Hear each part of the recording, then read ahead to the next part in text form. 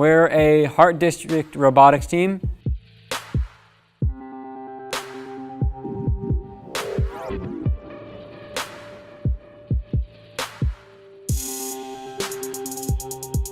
Basically, at the beginning of the year, first, the organization that we are part of, stands for Inspiration and Recognition of Science and Technology, issues all the teams around the world a challenge.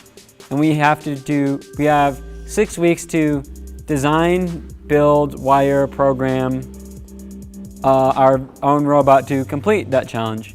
The goal for the competition this year was to be able to stack totes, which are like the shipping boxes, and recycling bins on top of them. And so we built a robot that has like a U shape and a claw that grabs things and an elevator that lifts the claw. After we have our robot built, the last day of build season is bag day. So you take a giant bag and put it over your robot so you can't touch it until you get to a competition.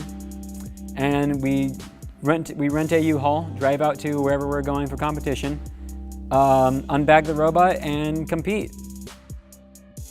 It feels pretty amazing knowing that our small little team is going to an event that's this gigantic, with teams from all over the world coming and showing off what their robot can do. It feels pretty fantastic.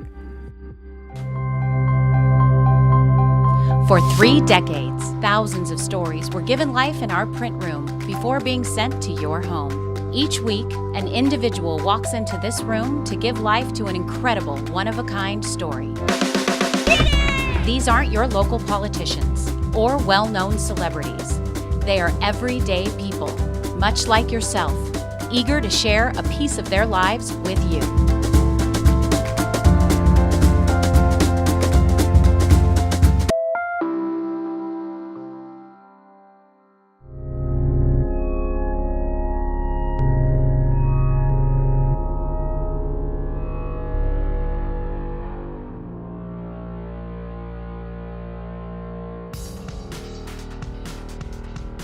Currently, we are preparing to go to St. Louis, which is where the championships are being held. Basically, they give us a challenge at the beginning of the year, and then we're given 6 weeks to build the robot. So, build season is 6 weeks long, and then after that is competition season.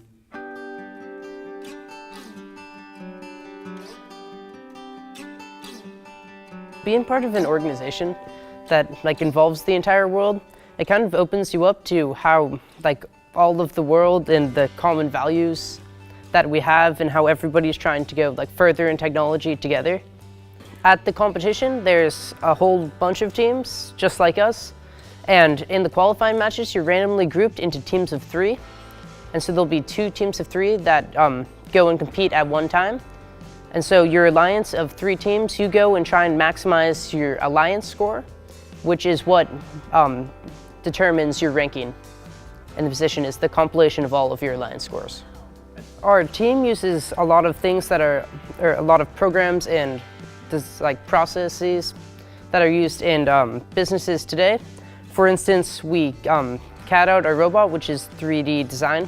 So it's computer-aided design. And we use a program called SolidWorks, which is used in a lot of the industry today.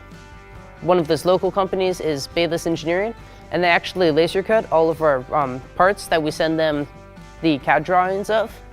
Another one of our sponsors, Applied Companies, they go and they weld and they bend all of the tube pieces that consist of our frame.